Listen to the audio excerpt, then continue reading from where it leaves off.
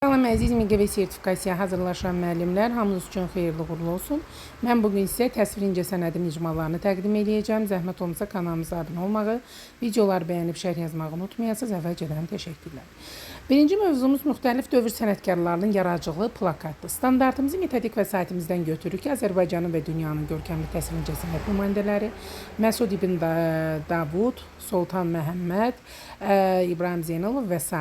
və bunu da belə oxuyuruq, 1-3-1 yox və yaxud da birinci, üçüncü, birinci yox. Birinci məzmun xəttinin üçüncü əsas standartının birinci ad standartı və ikinci məzmun xəttinin birinci əsas standartının ikinci ad standartı, həyati görüntülərin real və abstrakt tərzdə təsvirində müxtəlif vasitələrdən kömür, sulu boya, plastilin və gildən istifadə edir və bundan məqsəd çıxardırıq. Məqsədi mən burada çox vermişəm, düzdür, siz 2-3 dənə istifadə etsəz kifayət edir. Sadəcə mən çeşid çox olsun deyə vermişəm ki, kimə hansı uyğundur götürsün. Məsələn, müxtəlif dövrlərdə yaşamış sənətkarları tanıyır, verilmiş mövzu üzrə sadə plakat hazırlayır, öz və yoldaşlarının işinə meyar əsasında münasibət bildirir və s. İnteqrasiyanın Azərbaycan dili ilə eləm qısa və təsirli şüarların hazırlanması, tarixli edirəm, müxtəlif dövrlərin mədəni irsi, həyat bilgisi ilə edirəm, sosial mesaj və ictimai məsuliyyət. İş formasını ikisi üçün də yaza bilərsiniz. Mən sadəcə bir neçəsini elədiyimə görə burada hamısını qeyd eləmişəm. Bir-iki dənə iş forması kifayət edir. Kollektiv, qrup, cütlərlə fərdidir. Hansını istəsəz qeyd edə bilərsiniz. İş sulu beyin həmləsi, 3 saniyə testi, səhvi tab, qrup işi və s. Nədən istifadə eləmişəmsə burada yer alıb. Sonra restoranlı sənətkarların portret və əsər reproduksiyaları, müxtəlif plakat nümunələri, interaktiv lövhə, markerlər, yapışqan, sulu boya və s. Dərsimiz induktivdir. Yeni dərs induktiv, təkrarda deduktiv hesab olunur. Motivasiyamız 3 saniyədə mənə nə deyir? Sualı ünvanlayırıq. Müəllim mövzunun adını söyləmir. Lövhədə mətinsiz bir şəkil göstərir. Məsələn, yer kürəsini qoruyan 2 əl. Şagirdlərə yalnız 3 saniyə baxmağa icazə verir. Şəkil sizə nə demək istəyirdi? Şagirdlər təbiəti qoru, dünyanı qoru, ətraf mühiti qoru kimi fikirlər söyləyirlər. Sonra müəllim həmin şəklin üzərində böyük hərflərlə bir cümlə əlavə edir. Təbiəti qoru. İndi mesaj anlamaq daha asan oldumu? Gözlənilən cavab şagirdlərdən bəlidir. Müəllim yekunlaşdırır, şəkil və qısa mətn birlikdə tez və təsirli bir mesaj verə bilir ki, belə təsvir necə adlanır? Bu da adlanır plakat. Və tədqiqat sualına keçirlər ki, sənətkarlar öz fikir və ideyalarını müxtəlif təsvir və sənət növləri, xüsusilə də plakat vasitəsilə necə ifadə edirlər? Ən asan yaddaş saxlamaq üsulunu burada başlıq hərflərlə vermişik. Şəkil, mətn, rəng, ideya. Öyrənmə fəaliyyətini bir neçə versiyada kim hansına istəyirik vurğulaya bilər. Müxtəlif dövr sənətkarlarına vurğuluyuruq. Məsələn, Sultan Məhəmməd miniatür, Qriqori Qaqarin qrafika və rəngkarlıq və s. Sənət 5 sənətkar, 5 sənət sahəsi. Sonra plakat nədir? Sualını ünvanlayırıq. Sonra plakat yoxsa adi şəkil, plakatın 4 əsas elementi, nə bilim, plakatı oxu, yaxşı şüarı seç, rənglərin dili, yəni bir neçə öyrənmə fəaliyyəti vermişəm. Burada özünüz baxıb istədiyinizdən istifadə edə bilərsiniz. Məsələn, rənglərin dili, qırmızı diqqət təhlükə gücü göstərir, yaşıl təbiət, həyat ekologiyanı və s. Problem situasiyası müəyyən edirik. Şagird plakat hazırlayıb, şəkil çox gözəldir. Amma plakat 12 cümləlik uzun mətn yazıb və əsas fikir görünmür. Bu plakat məqsədinə çatacaqmı deyə müəllim sual ünvanlayır. Cavab verilir ki, xeyr, şagirdlər təklif edirlər ki, mətn qısaltsın, əsas sözü böyütsün, bir əsas şəkil seçsin, rəngləri uyğunlaşdırsın. Siz də buradakı öyrənmə fəaliyyətlərindən bir neçəsini seçib istifadə edə bilərsiniz. Sonra səhvi tab iş üsulundan istifadə edirik. Qrup iş olaraq sənət muzeyi qrupları yaradırıq sənət muzeyi ilə bağlı. Məsələn, birinci qrup miniatür, Sultan Məhəmməd, ikinci qrup qrafika və rəngkarlıq, üçüncü qrup plakat, dördüncü qrup heykəltaraşlıq, beşinci qrup memarlıq. Hər qrup hazırlayır sənətkarın adı, sənət sahəsi, bir əsas xüsusiyyət, bir nümunə və s. Praktik fəaliyyətdə mən plakatçı rəssamam, şagirdlər mövzulardan birini seçirlər, təbiəti qoru, suya qənaət, kitab oxu və s. Şagird əvvəl ideyanı seçir, qısa şüar hazırlayır, əsas şəkli müəyyən edir, uyğun rəngləri seçir, A4 vərəqində plakat hazırlayır. Cütlərlə iş, plakat redaktoru qrup işindən istifadə edirəm, qaleriya gəzintisi və refleksiyada mikrofon 3-2-1 çıxış bileti üsullarından istifadə edirəm. Bugün öyrəndim ki, plakatda şəkil, plakatda mətn boşluqları doldururuq. 3-2-1-də də plakatın 3 əsas xüsusiyyəti, öyrəndiyim 2 sənətkar, yadda saxladığım bir plakat qaydası. Qiymətləndirmə meyarları da müəyyən olmalıdır. Bu da standart məqsədimizdən çıxır. Müxtəlif dövr sənətkarlarını tanıyır. Plakatın əsas xüsusiyyətlərini izah edir, mövzuya uyğun plakat tərtib edir və s. Qiymətləndirməmizi 4 səviyyədə aparırıq və əsas konstruktiv rəyi bilməkdir. Çünki müsahibədə sən konstruktiv rəyi soruşur. Məsələn, ikinci səviyyədə şagird sənətkarların bir qismini fəaliyyət sahəsi ilə uyğunlaşdırır və sadə plakat hazırlayır. Buna sual verirlər ki, konstruktiv rəyi necə verərsən? Konstruktiv rəy konstruktor sözünə gəlir, qurucu, inkişaf etdirici rəydir. Yəni, şagirdin müsbət tərəfini vurğuluysan, sonra mənfi tərəfini deyirsən. Plakatın əsas quruluşunu düzgün yaratmışsan, görsən, müsbət tərəfidir. İndi şuarı daha qısa, şəkli isə əsas fikrə daha uyğun seçməyə çalış. Görsən, onun o çatışmazlığını müsbət tərəfindən vurğuluyur. 4 səviyyənin 4-ünü də hamısını oxumuram, özünüz buradan baxıb, onu əsasən də tənzimləyə bilərsiniz və burada yaddaşda qeyd edirəm ki, nələr diqqət olunmalıdır. Şəkil diqqət çəkir, mətn fikri deyir, rəng hissi yaradır, ideya mesaj çatdırır və bunlar hamısı plakatda öz əksini tapırlar. Müsahibədə də qısa danışmaq üçün burada qeyd eləmişəm. İstəsəniz yararlana bilərsiniz. Sadəcə mən ardıcılığı sizin nəzərinizə çatdırım. İkinci icmalımız qədim sütunlarda təbiət formaları, standartlarımızı metodik vəsaitdən götürürük. Təsviri sənətin cəmiyyət həyatında rolunu şərh eləyir. Məişət əşyaları üzərində tərtibat və dizayn bacarıqlarını nümayiş etdirir və məqsəd çıxardırır. Sütunun memarlıqda rolunu izah eləyir. Sütunun əsas hissələrini müəyyən edir. Sütun və kapitel eskizi çəkir və s. İnteqrasiyamızı tarixlə edirik. Qədim Misir və qədim Yunanistan mədəniyyəti, texnologiya ilə edirik. Forma, konstruksiya və tərtibat, biologiya ilə edirik. Bitki formaları və quruluşu. İş formamız kolleksiya, qrup, cüt, fərdi. Hansını istəsəz yararlana bilərsiniz. İş üsulumuz beyin həmləsi, müşahidə, təbiəti tab, müqayisə, səhvi tab, praktik, rəsm və s.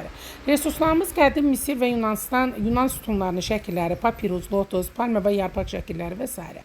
Dərsimiz induktivdir. Motivasiyamızda daşda bitki necə bitib? Müəllim əvvəlcə şagirdlərə lotus çiçəyi, papirus və palma yarpağının şəkillərini göstərir. Sonra yanında qədim sütun kapitellərinin şəkillərini yerləşdirir. Bu iki şəkil qrupu arasında hansı oxşarlığı görürsünüz? Şagirdlər sütun çiçəyə bənzəyir, yarpaqlar oxşayır, bitki formaları var kimi cavablar söyləyirlər. Daşdan hazırlanmış sütunda çiçək necə bitə bilər? Şagirdlər düşünürlər, müəllim ümumiləşdirir. Deməli, qədim sənətkarlar təbiətdə gördüyü formanı daşda yenidən yarada bilir. Və müəllim deyir, bugün təbiət memarlığa necə çevrildiyini araşdıracaq, təbiətin memarlığa necə çevrildiyini araşdıracaq. Və tədqiqat sualımız ortaya çıxır ki, qədim memarlar sütunların forma və bəzəyində təbiətdə necə istifadə ediblər. Burada öyrənmə fəaliyyətimizdə sütun nədir sualı ünvanlayırıq, sütun üç əsas hissəsi nədir sualı ünvanlanır. Sonra insan bədəni kimi düşünün. Müəllim sütunu insan bədənlə müqayisə edir. Kapitel başdır, gövdə bədəndir, bazı ayaq da ayaqdır. Sonra qədim Misir təbiət daşda yaşayır. Müəllim qədim Misir sütunlarını göstərir.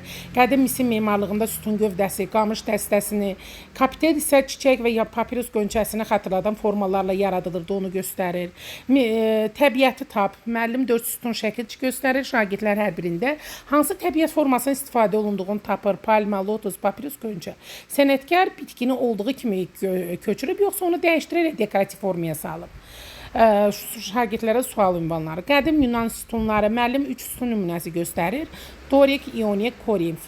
Dorik sadə, ağır, möhkəm görünür. Kapiteli sadədir. İonik daha zəifdir. Korinf isə daha zəngin və bəzəklidir. Sonra burada yediyim kimi mən çox üsul vermişəm. Siz öyrənmə fəaliyyəti qeyd eləmişəm. Siz hansını istəsəz onu götürə bilərsiniz. Kim daha bəzəklidir? Ən sadə hansıdır? Dorik. Spiralları olan hansıdır? İonik və s. Forma haradan gəlib? Sonra problem situasiyası. Müəllim deyir ki, bir memar çox nazik və zərif sütun hazırlayıb, amma onun üzərində çox ağır və iri tikili yerləşdirib. Digər memar isə tikilinin quruluşuna uyğun sütun seçib. Hər gözəl sütun hər binaya uyğun gəlirmi? Gözlənilən cavab xeyirdir. Şagirdlər diqqət edilməli məqamları müəyyən edirlər. Tikintinin formasına, ölçüsünə, dayanıqlığına, ümumi kompozisiyasına, üslubuna. Sonra cütlərlə iş memar və təbiətin dizayneri, qrup işi, qədim memarlıq emalatxanası, praktiki fəaliyyət, mən qədim memaram. Şagirdlər öz sütunlarını hazırlayırlar. İş ardıcılığı, baza çək, gövdəni qur, kapiteli müəyyən et, sütunlar qalereyası. Hazır işlər lövhədə yanaşı düzülür. Beləliklə sinifdə qədim məbəd təsiri yaradan sütunlar cərgəsi alınmış olur. Şagirdlər baxırlar və müəyyən edirlər ən uğurlu təbiət motivini, ən düzgün konstruksiyanı. Yaradıcı tətbiq etmədə imkan varsa şagirdlər boş karton qutudan sadə tikili maket hazırlayıb fasadını öz çəkdikləri sütunla bəzəyə bilərlər. Refleksiyamız mikrofon 3-2-1 çıxış biletindən istifadə edə bilərsiniz. Məsələn, sütunun 3 əsas hissəsi, 2 təbiət motivi, yadda saxladığım bir sütun tipi. Qiymətləndirmə meyarlarımızda yer alır, sütun eskizi hazırlayır, sütunun memarlıqda rolunu izah edir və qiymətləndirməmiz də 4 səviyyədə aparırıq. Məsələn, 4-cü səviyyəmizdə konstruktiv rəy belə verirəm ki, təbiət formasını memarlıq elementinə yaradıcı şəkildə çevirə bilirsən. Bu müsbət haldır. Müxtəlif sütun tiplərinin xüsusiyyətlərini bir-birlə müqayisə edib öz orijinal kapitel dizaynı yaratmaqda bacarığını daha da inkişaf etdirə bilərsən. Bu da ondan istiqamətdir. Belə, ondan sonra keçirik 3-cü icmalımıza. 3-cü icmalımızda monumental rəngarlıqdır. Standartlarımızı metodik vəsaitdən götürürük. Təsviri sənətin janrlarını xarakteri xüsusiyyətlərinə görə ayıraraq izah eləyir. Məqsədlərimiz monumental rəngarlıq anlayışını izah eləyir. Hər texnikanın istifadə materialını müəyyən edir. İnteqrasiyamız tarixlə, orta əsrlər incəsənət və memarlıq, texnologiya ilə müxtəlif materialların birləşdirilməsi və Azərbaycan dilindən təsviri sənət nümunəsinin şifahi təqdimatı. İş formamız kollektiv, qrup, cütlərlə, iş sulu, beyin həmləsi, divar danışır, müqayisə, material tap, səhvi tap, praktik yaradıcı fəaliyyət. Resurslarımız freska, vitraj və mozaika təsvirləri, rəngli kağız, sulu boya və ya quaş. Motivasiyamız divar danışa bilər sualıdır. Müəllim mövzunun adını demir. Əvvəlcə adi boş divarın şəklini göstərir. Sonra həmin divarın üzərində iri, rəngarəng təsvir olan ikinci şəkil göstərir. Bu iki divardan hansı sizə daha çox məlumat və hiss verir? Gözlənilən cavab ikincidir. Bəs rəsm yalnız kətandan olmalıdır. Divar, tavan və hətta pəncərə də sənət əsərinə çevrilə bilərmi? Sual ünvanlayır. Şagirdlər fikir bildirirlər. Sonra müəllim 3 kiçik fraqment göstərir, rənglənmiş divar, rəngli şüşə və xırda rəngli daşlardan yığılmış təsvir. Bu 3 fərqli təsviri birləşdirən ortaq cəhət nədir? Şagirdlərin fərziyyələri dinlənilir və cavab olur monumental rəngarlıq. Müəllim yekunlaşdırır, memarlıqda birləşən bu iri rəngarlıq nümunələrinə monumental rəngarlığa aid olduğunu vurğulayır və kətanı götürürəm. Divar sənəti əsərinə çevirirəm cümləsi vurğulanır. Tədqiqat sualımız isə monumental rəngarlıq nədir və freska, vitraj, mozaika bir-birindən necə fərqlənir? Sonra öyrənmə fəaliyyətinə keçirik. Monumental rəngarlıq nədir sualı ünvanlanır. Harada görə bilərik? Monumental rəngarlığı saraylarda, məbədlərdə, ictimai binalarda, metro stansiyalarında. Freska nədir? Vitraj nədir? Mozaika nədir? Bunların suallarına cavabı öyrənmə fəaliyyətində vurğulayırıq. 3 texnikanın sirri. Freska nəm suvaq üzərində boyadır. Vitraj rəngli şüşə. Mozaika daş, keramika və smaldır. Sonra materialı tap, müəllim material kartları göstərir. Rəngli daş, rəngli şüşə, sulu boya və şagirdlər uyğunlaşdırırlar. Nəm, suvaq, boya freskadır, rəngli şüşə vitrajdır. Eyni çiçək 3 texnika. Müəllim sadə çiçək eskizi göstərir. Bu eyni çiçək, freska, vitraj və mozaika kimi necə fərqli hazırlamaq olar? Freskadan boyamaq, vitrajda rəngli şüşə hissələrinə bölmək. Sonra monumental rəngarlığın memarlıq əlaqəsi. Divardakı böyük rəsm binanın görünüşünə dəyişə bilərmi? Əlbəttə ki. Müəllim nəticəyə gətirir ki, monumental rəngarlığa aid rəsm deyil, memarlığın bir hissəsinə çevrilə bilər. Problem situasiyası yaradırıq, səhvi tapırıq.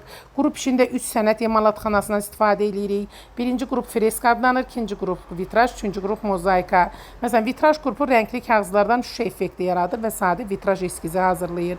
Digərlərdə həmçinin onlara tapşırılan işi icra edirlər. Cütlərlə işdə sən rəssamsan, mən memaram. Şagird A memardır, mənim binamın böyük pəncərəsi var. Şagird B rəssamdır. Burada vitraj daha uyğun olar, çünki rəngli şüşədən işıq keçə bilər. Başqa situasiyada böyük kör divarı bəzəmək istəyirəm. Şagird freska və mozaika seçə bilərik deyə vurğulur. Sonra rolları dəyişirlər. Sonra mən monumental rəssamam. Şagirdlər 2 variantdan birini seçirlər. Vitraj eskizində mövzunu seçir, böyük formalar çəkirlər, rənglər seçirlər. Mozaikada sadə forma çəkirlər, kompozisiyanı hissələrə bölürlər. Sonra refleksiyamızda mikrofon 3-2-1-dən istifadə edirik. Mozaika nədir? Mənim üçün ən maraqlı texnika, mən rəssam olsaydım kimi suallar ünvanlanır. Qiymətləndirmə meyarlarımızı nəzərinə çatdırır və qiymətləndirməni 4 səviyyədə aparırıq. Məsələn, ikinci səviyyənin konstruktiv rəyində texnikaları əsasən düzgün fərqləndirirsən. İndi hər texnikanın hansı materiallarla yaradıldığını daha dəqiq izah etməyə çalış deyə vurğuluyuruq. Belə, bunu da burada yekunu vurğulamışam, özünüz baxa bilərsiniz. Mən əsas istiqamət verirəm ki, özünüz də o yolla irəliləyəsiniz. Dördüncü mövzumuz Eldar Mikayəzadə xalçalarda fəlsəfi fikrin təcəssümü. Standartımızı metodik vəsaitdən götürürük. Azərbaycan təsviri incəsənətini dünya mədəniyyətinin tərkib hissəsi kimi təqdim edir. Azərbaycan və dünyanın görkəmli təsviri sənət nümayəndələri və onların əsərləri haqqında təqdim edir. Düzdür, burada 4 dənə standart vermişəm, 2-3 dənəsi kifayət edir. Məqsədimiz Eldar Mikayəzadəni görkəmli Azərbaycan xalçaçı rəssamı kimi tanıyır. Onun yaradıcılığının əsas xüsusiyyətini izah edir. Xalçadakı naxış, rəng, obraz və ideyanın əlaqəsini izah edir. Düz, burada məqsəd çoxdur, amma siz az məqsəddən istifadə edə bilərsiniz. İnteqrasiyamız ədəbiyyatla edirik, simvol, obraz və fəlsəfi fikir. Azərbaycan tarixindən edirik. Milli mədəni, irs və xalçaçılıq ənənələri, texnologiyanı edirik, xalça naxışı və eskizin hazırlanması. İş formamızda həmişə kimi, iş sulumuzda beyin həmləsi, müşahidə, xalçanın gizli mesajı, müqayisə, simvoluxu və s. Resurslarımız Eldar Mikayəzadənin portreti və xalça nümunələri, milli xalça ornamentləri, simvol kartları, millimetrik kağız və s. Motivasiyamızda müəllim əvvəlcə bir xalçanın fraqmentini göstərir. Xalçada məsələn ağac, çiçək, quş, günəş kimi elementlər görünür. Sizcə bunlar sadəcə bəzəkdir, yoxsa bizə nəsə demək istəyirlər? Şagirdlər müxtəlif cavablar söyləyir. Ağac sizə nəyi xatırladır deyə müəllim sual ünvanlayır. Həyatı, təbiəti, böyüməni deyə şagirdlər cavablandırır. Bəs quş azadlığı, çiçək gözəlliyi, yol isə həyat yolunu ifadə edə bilərmi? Şagirdlər deyir, bəli, deməli xalçadakı naxış bəzək olmaqla yanaşı fikir də danışa bilər. Sonra müəllim Eldar Mikayəzadənin portretini göstərir və deyir, bugün xalçanı sadəcə bəzək deyil, düşüncə və fəlsəfə dilinə çevirən sənətkarlarımızdan biri ilə tanış olacaq Eldar Mikayəzadə. Və tədqiqat sualı ortaya çıxır. Xalçada rəng, naxış və simvollar vasitəsilə fəlsəfi fikir necə ifadə oluna bilər? Burada açar sözlərlə vurğulanır. Öyrənmə fəaliyyətimiz Eldar Mikayəzadə kimdir? Sujetli xalça nədir? Adi naxış yoxsa sujet, simvolu oxu. Sonra xalçada rəngin dili, məsələn qırmızı enerji, güc, yaşıl təbiət, həyat və s. Şəbi hicran fikrin xalçada ifadəsi, naxış dedektivi. Mən özüm öyrənmə fəaliyyətdən bir deyirəm, hansını istəsəniz yararlana bilərsiniz. Xalçanın mərkəzi nə deyir? Müəllim xalçanın mərkəzi və haşiyəsini göstərərək sual ünvanlayır. Əsas fikir harada daha çox vurğulanır? Şagirdlər kompozisiyanı müşahidə edirlər. Mərkəz isə əsas ideyanı vurğulaya bilər. Haşiyələr əsas kompozisiyanı tamamlayır. Naxışların təkrarı ritm yaradır. Rənglər bütün kompozisiyaları birləşdirir. Milli üslub nədir? Problem situasiyası nədir? Səhvi tap. Sonra rəssam və sənətşünas nədir? Praktik fəaliyyət, mən xalçaçı rəssamam. Bir xalça bir cümlə, hər şagird hazırladığı eskisi bir cümlə ilə təqdim eləyir. Mənim xalçam bunu fikrini ifadə eləyir. Ona görə bu simvoldan istifadə etmişəm. Xalça qalereyası, eskizlər sinifdə nümayiş olunur. Ən aydın ideya, ən uğurlu milli motiv, ən maraqlı simvol ünvanlanır. Hansı xalçanın fikrini sözsüz və sözsüz də anlamaq olur sualı şagirdlərə ünvanlanır. Refleksiyamız da mikrofon 3-2-1-dən istifadə eləmişəm. Sujetli xalça nədir? Milli üslub, xalçada rəng, 3-2-1-də də xalçada ideyanın ifadə edən 3 vasitəlidir. İstifadə edə biləcəm ilk simvol nədir? Eldar Mikayəzadə haqqında bir faktı vurğular. Meyarlarımız sujetli xalça anlayışını izah edir. Eldar Mikayəzadə haqqında əsas məlumatları təqdim edir. Meyarlarını standart məqsədimizdən çıxır bildiyiniz kimi. Qiymətləndirmə səviyyəni 4 səviyyədə veririk. Birinci səviyyə 2 alan, ikinci səviyyə 3 alan, üçüncü səviyyə 4 alan, dördüncü səviyyədə 5 alan şagirddir. Məsələn, birinci səviyyədə sujetli xalçanı tanımağa başlamısan. İndi sadəcə bu ardıcılığı yadda saxla, şəkil, simvol, fikir kimi konstruktiv rəy verə bilirik. Və nəhayət 5-ci mövzumuza keçirik. Salvador Dali Dahinin sürrealist kainatı. Standartlarımız müasir Azərbaycan və dünya incəsənətinin cəmiyyət həyatındakı rolu və əhəmiyyətinə dair təqdimatlar edir. Məqsədimiz surrealizm anlayışını izah edir. Salvador Dali'nin 20-ci əsr təsviri sənətin görkəmli nümayəndəsi kimi tanıyır. Qarışıq texnika və kollaj vasitəsilə sadə surrealist kompozisiya hazırlayır. İnteqrasiyamız ədəbiyyatla da xəyal, simvol və bədii obraz, tarixlə 20-ci əsr dünya mədəniyyəti, informatika, rəqəmsal kollaj və təsvir. İş formalarımız, iş üsullarımız həmişəki kimidir. Resurslarımız Salvador Dali'nin portreti, yaddaşın davamliliyi, Nərgizin metamorfozu və s. Motivasiyamızda müəllim mövzunun adını əvvəlcədən demir, lövhədə adi bir saat şəkli göstərir, sonra onun yanında yumşalmış, əyilmiş, sanki əriyən saat təsviri yerləşdirir. Həqiqi həyatda saat belə əriyə bilərmi? Gözlənən cavab xeyirdir. Bəs rəssam niyə hamımızın tanıdığı adi bir əşyanı qeyri-adi formada göstərə bilər? Xəyalını göstərmək üçün, fikir çatdırmaq üçün, diqqət çəkmək üçün deyə cavablar vurğulanır. Təsəvvür edin ki, yuxunuzda saat əriyir. Filin ayaqları həddindən artıq uzanır. Bir əşya başqa bir obraza çevrilir. Yuxuda bunlar sizə qəribə gəlirmi? Şagirdlər xeyr, yuxuda mümkündür. Müəllim yenə yeni anlayışı təqdim edir. Bəli, bu reallıq plus yuxu, bu surrealizmdir. Salvador Dali'nin portretini göstərir və deyir, bugün reallığı yuxu, xəyal dünyası ilə birləşdirən və ən məşhur rəssamlardan birinin kainatına daxil olacaq. Bu Salvador Dali'dir. Adi sadə əriyən saat, reallıq pozulur, bu surrealizm adlanır və tədqiqat sualına keçirik. Salvador Dali real əşyaları və obrazları dəyişdirərək surrealist dünyanı necə yaradırdı? Burada açar məqamlar vurğulanır və öyrənmə fəaliyyətinə keçirik. Surrealizm nədir? Reallıq yoxsa surrealizm? Məsələn, ağacın budağında alma var, realdır. Almanın içində şəhər çıxır, bu surrealdır. Salvador Dali kimdir? Yaddaşın davamliliyi, əriyən saatın sirri. Müəllim Dalinin yaddaşın davamliliyi əsərini göstərir. Şagirdlərə əvvəlcə əsərin adını demir. Əsərdə ilk diqqətinizi nə çəkdi sual ünvanlayır. Gözlənən cavab əriyən saatdır. Saat normalda nəyi ölçür? Gözlənən cavab zamandır. Bəs sərt saatın yumuşaq və əriyən formada verilməsi sizdə zaman haqqında hansı fikir yaradır? Şagirdlər öz fikirlərini bildirirlər. Saat zaman, əriyən saat zamanın qeyri-adi təsviridir. Simvol dedektivi, müəllim bir surrealist əsəri göstərir. Şagirdlər 4 suala cavab verirlər. Hansı real əşyanı görürəm, o necə dəyişdirilir, bu dəyişiklik hansı hissi yaradır, sizcə hansı fikir ifadə oluna bilər. Sonra Nərgiz metamorfozu, müəllim Dali'nin Nərgiz metamorfozu əsərini göstərir. Şagirdlər əsərdə insan, əl, yumurta və ya daşvari forma, çiçək kimi formaların necə əlaqələndirildiyini müşahidə edirlər. Bir forma başqa obraza çevriləndə rəssam hansı təsiri yaradır? Gözlənən cavab qeyri-adi xəyal və surrealist təsirdir. Yəni dediyim kimi, burada bir neçə dənə öyrənmə fəaliyyəti qeyd etmişəm. Dali'nin dizayn dünyası, müəllim izah edir ki, Dali yalnız rəngkarlıqla məşğul olmuyor. Bu dizayn, reklam, moda, kino, qrafika ilə məşğul olur. Onun reklam və dizayn sahəsində də yaradıcı ideyalar olub. Məşhur Chupa Chups logosunun dizaynı da Salvador Dali ilə əlaqələndirilib. Deməli, təsvir sənət yalnız muzeydə qalır, yoxsa gündəlik həyatımıza da daxil ola bilər. Gözlənən cavab gündəlik həyatımıza da daxil ola bilər. Sonra problem situasiyası yaradırıq. Məsələn, şagird surrealist rəsm çəkmək istəyir, o masanın üzərində stəkan, kitab və alma çəkir. Bütün əşyaları olduğu kimi real ölçüdə və real formada təsvir edir. Bu işi surrealist hesab etmək mümkündürmü? Gözlənən cavab tam deyil. Şagirdlər təklif edirlər, ölçünü dəyişmək, əşyaları bir-birinə çevirmək, qeyri-adi məkan yaratmaq, real olmayan uyğunluq qurmaq, simvol əlavə etmək və s.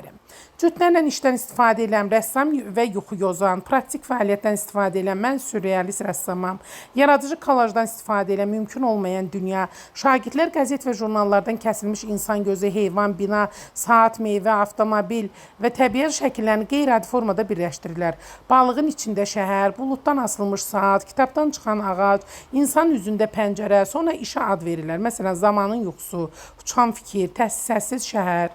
Sonra əsərə ad qoy. Müəllim şagirdlərin tamamladığı işləri nümayiş etdirir. Digər şagirdlər əsərin adını bilmədən ona ad təklif edirlər. Sizin düşündüyünüz məna ilə müəllifin fikri eynidirmi? Kimi sual ünvanlanır. Sonra refleksiyaya keçirik. Məsələn, mikrofon iş üsulunda əriyən saat nədir? Optik illüziya. 3-2-1-də də surrealizm 3 xüsusiyyəti, Salvador Dali'nin 2 əsəri nədir? Surrealist əsər yaratmaq üçün bir əsas qayda nədir? Meyarlarımız, səviyyələrimiz də qeyd olunur. Məsələn, 3-cü səviyyədə müəllim konstruktiv rəyi belə verir ki, Sürrealizm əsas xüsusiyyətlərini düzgün tətbiq edirsən.